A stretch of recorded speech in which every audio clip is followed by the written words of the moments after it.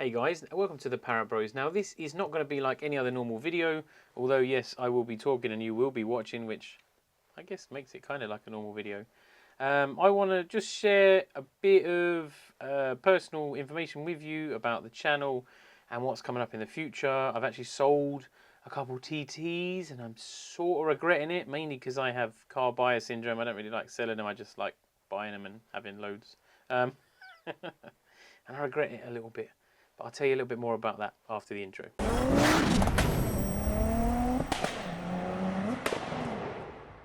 So I have sold a couple of TTs. Now, of course, you know the one with the tan interior. I sold that to a friend of mine, Dave. I sold the red one to Aaron. There's a red one to Darren.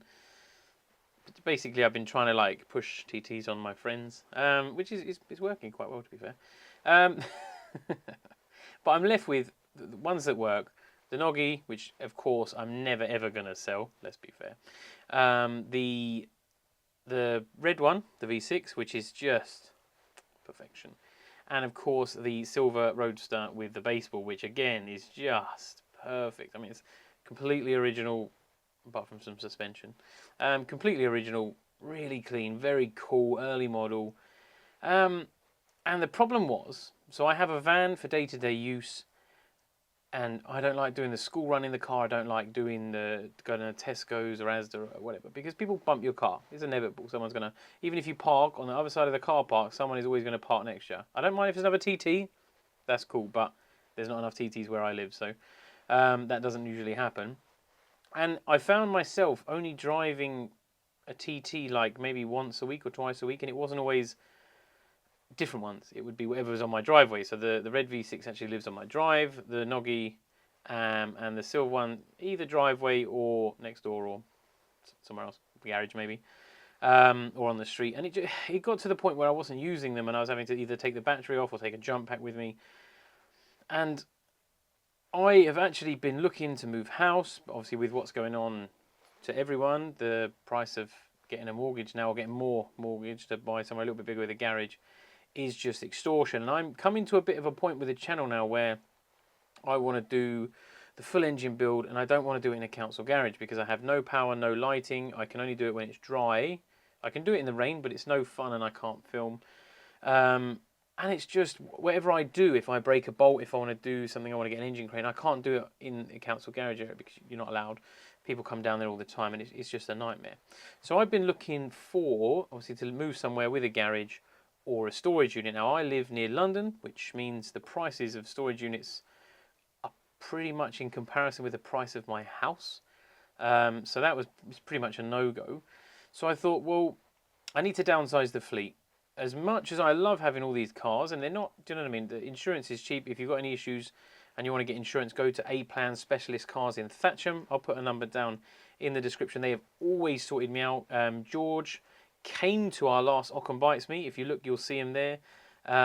Lovely, lovely company. Every single one of them absolutely loves cars. You ring them, they remember you, they talk about your cars. It's fantastic. For insurance purposes, perfect. And the price is always good, which is always helpful. And I thought if I downsize the fleet, I'm going to be able to spend more time working on and enjoying the one or two that I do have over having 3, 4, or 5. Now, I've been slowly whittling away and, of course, buying at the same time, which is always helpful because then the numbers go down and straight back up again. So basically, I decided I needed to sell. The Noggy's not going to go anywhere, never is, never will. I'm just too attached to it. It's what made the channel, it's what brought us all together, which is too much for me to get rid of. So it was either the V6 or the Roadster. Now, I absolutely love the V6. It's perfect. It's clean. It's a nice example. It's got the right touches. Anyone who's ever seen it has looked around and just like, yeah, you know what I mean? It's just, you just give you that nod like, lovely car.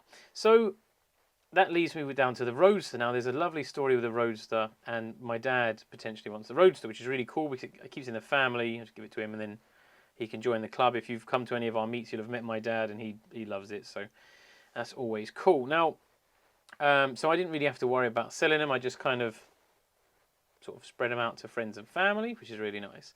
And then, as you do, you guys message me, oh, hey Dom, do you know any good TTs for sale? And I usually keep a I've got a book literally on my desk, the black and red book. And I'll write down if anyone's selling any cars or any interesting parts. I'll write it down. Then if anyone messages me, I say, oh well, I may do. Let me speak to this person and see if they've still got it. Very cool. Especially because I know your cars. I know quite a lot of you have put a lot of time and effort in. And if one does come up for sale, I'm more than happy to just say to people, look, obviously go and inspect it, but this guy has spent a lot of money on his car. Looks really nice. Blah blah blah. So anyway, that's cool. And then someone messaged me, said, hey Dom, I'm looking for a V6. Watched all your videos. The V6 is the one for me. And I was like, yep, good choice. What's your budget? What's your spec? Because you want, do you know what I mean? You could have a coupe, roadster, DSG, manual, and then obviously the colours. There's quite a choice. And he's obviously gone coupe, happy with DSG, got a healthy budget, £5,000-ish, which get you a nice V6 in today's market, October 2022. Want to keep it below 100k, nice service history, good chains. So got a good idea. What colour? And he said silver or red, and I was just like, I didn't even think about selling mine. Didn't even cross my mind. I didn't even think, oh yeah, lovely. Because to be honest, I priced mine near a 6 because I know it's mine, and I'm not going to try and sell mine for more than it's worth. But for me, it's low mileage. I know the history.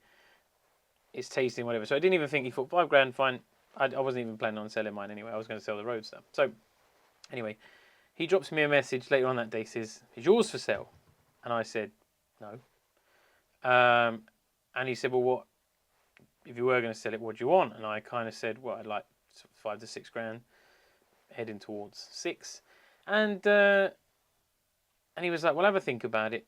I'm interested." And I was like, oh, here we go. So now I'm sitting down here in my office looking at just what to do, because obviously 5 or 6 grand, I won't give a specific figure, but 5 or 6 grand is a lot of money. And I know that I could get pretty much everything I need to do done on the Noggy for less than that much.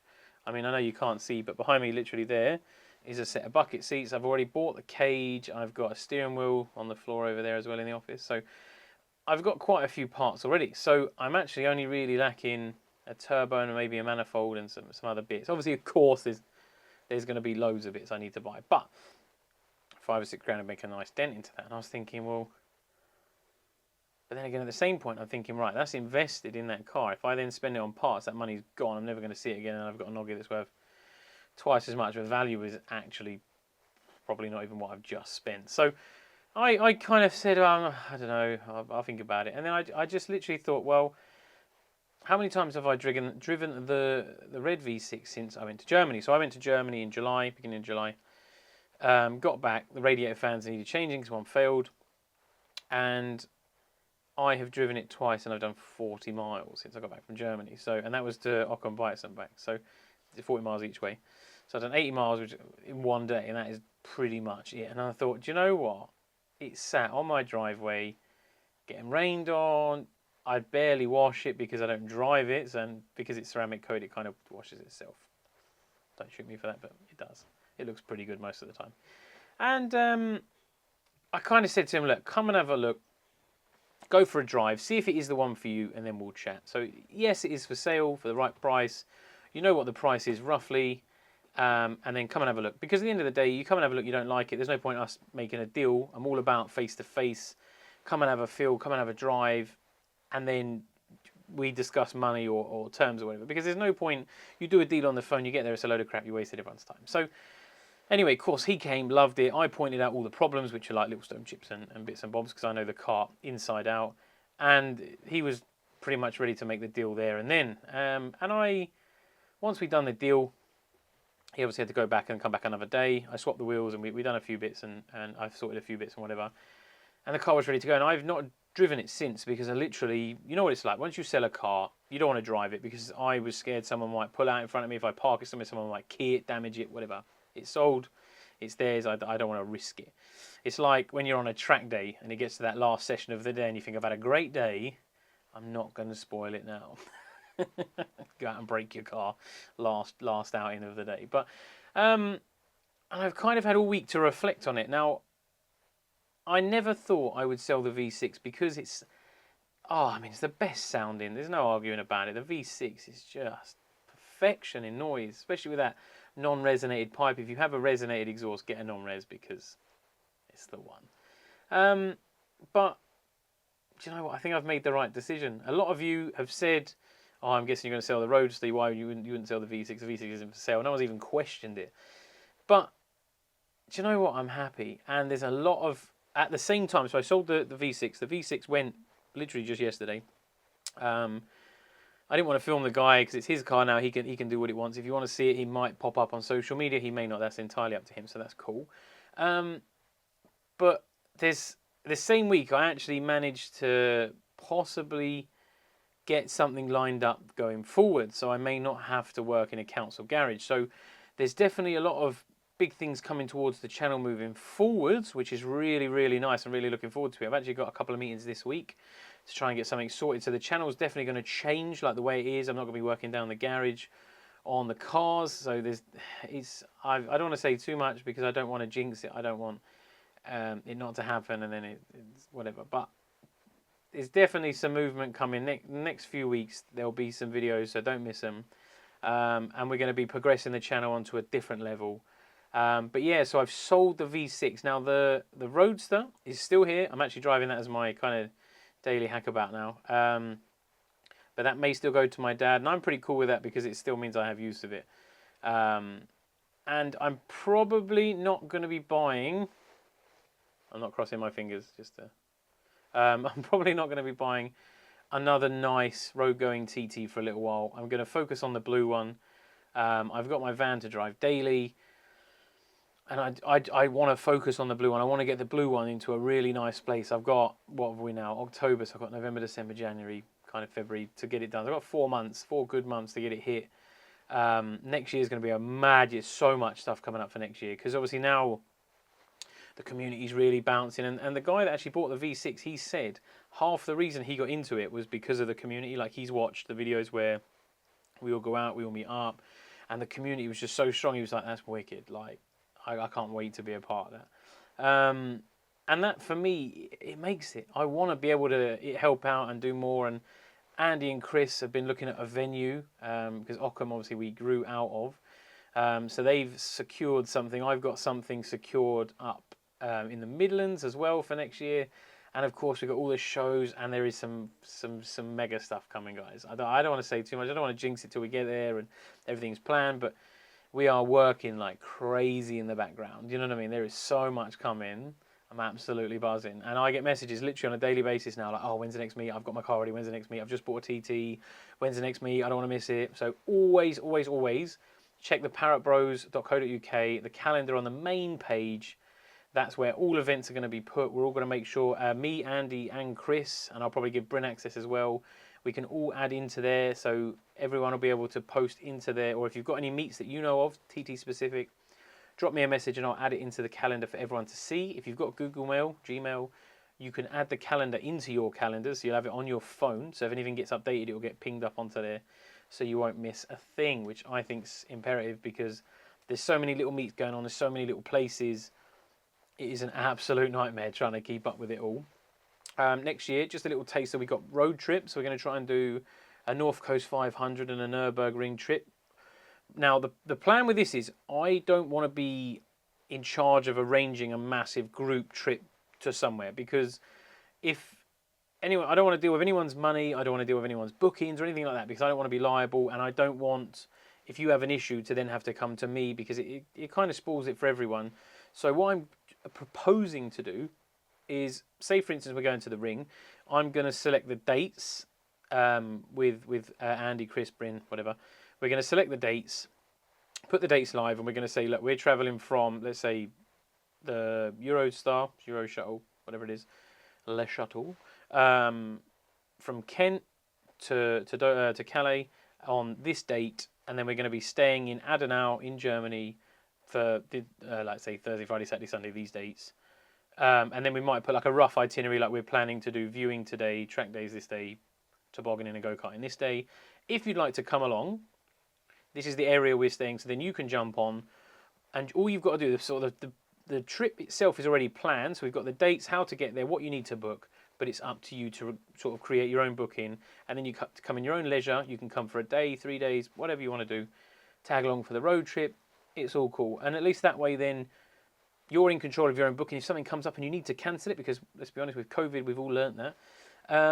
Or if you want to find a cheaper place, more expensive place, different days, all that kind of stuff, it's all on there. So that's a little sort of taste of what we're trying to do next year.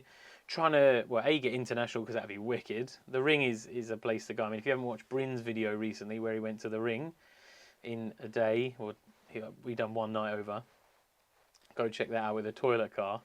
Hilarious, hilarious. And he had a fantastic time, first ever time at the Ring. So, I mean, is when you speak to him now, anyone who's just been to the Ring, if you've been to the Ring or you haven't been to the Ring, speak to someone who has, and they'll just tell you that it's just a cool place. So that's what we're trying to do. I'm trying to make it a bit more streamlined. I try to reply to all you guys' messages. I'm trying to help people get into cars, fix faults, and I just kind of want to plan trips and meets the easy way. I don't want to have to be spending 2, 3, 4 hours a week sitting there replying to messages about meets. So go check out the parrottbros.co.uk. You get your cool merch as well. Got hats and beanies for the winter. We're going to do a calendar. I need to get on that actually. Next month they'll be picking the calendar's pictures. They've got 12 plus the front page. Just looking at this month's calendar, very nice. So if you want to get yourself a TT calendar, we'll get one of them sorted we do every year. And then hopefully keep an eye out for the next couple of weeks, because there's going to be some big news coming, hopefully. Fingers crossed. Praying. For the Parrott Bros going into 2023. It's going to be a good one. But enough of me talking. Enjoy your Sunday evening, and I will catch you on the next one. Bye for now, guys.